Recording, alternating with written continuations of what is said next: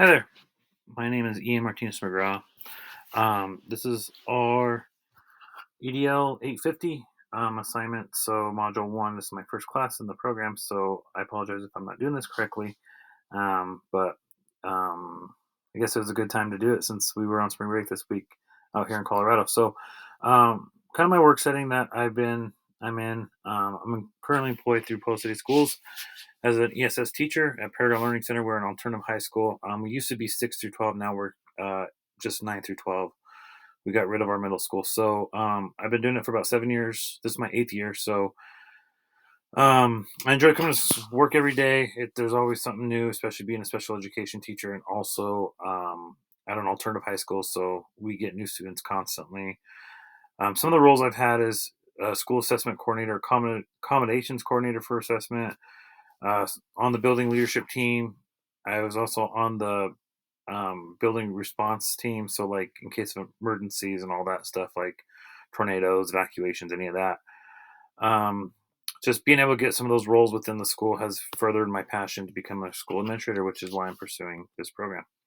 My personal licensure is I'm licensed special education teacher in Colorado and also as alternative cooperative education, which is ACE, which is also kind of career choices, which coincides with our work study program, which I run at our school also.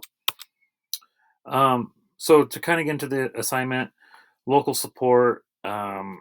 School district is considered part of the local government. Anyone who works for the school district is considered an employee of the local government. And public schools are funded by local taxes and taxpayers and run by elected officials. So we're pretty heavily involved in our school district and our community. We have 4 high schools. So we're pretty, good sized school district. And um, so we kind of see that in a lot of our, we actually just switched elected officials right before COVID. So we were a city council kind of governance, but now we actually have a mayor. So that kind of just changed a couple years ago. So we're kind of learning it to adapt as well. State governments kind of commonly delegate responsibility for the accountability and operation of government run schools to local bodies who decide exactly how schools will operate. In order to accomplish this, state departments of education create school districts. In some states, the geographic lines that determines counties, parishes, or boroughs also determine the school districts.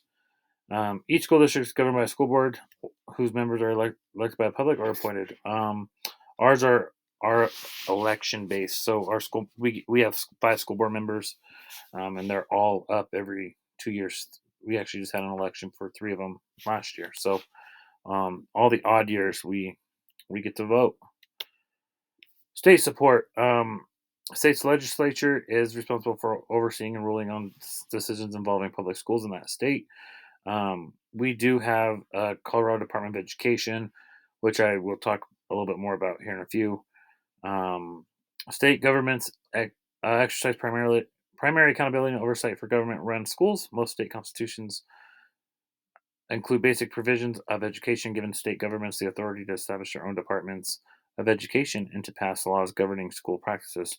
State governments often choose to delegate much of their authority to local school districts, but they can reclaim the authority. That's from Center of Public Justice 2022, one of the sources that was cited. So, um, state support um, is pretty heavily involved in our school district. We're always hearing a new laws passed up at the state legislature, and it's just kind of crazy. This was kind of something that was kind of new to me, but I didn't realize if oh, it's not this slide, it's another slide. So sorry. Um, Federal government isn't really involved too heavily as much as I thought that they were after doing a lot of research. Um, Obviously, it has to do with the Republican and Democrat parties.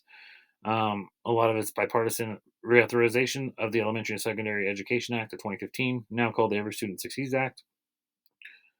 Um, Federal government. Oh, sorry. It just told me I have 30 seconds left, so I got to kind of hurry. So I don't know if I'm going to finish this, but I guess I only have 5 minutes, so I might have to do this in a couple different videos, so I apologize.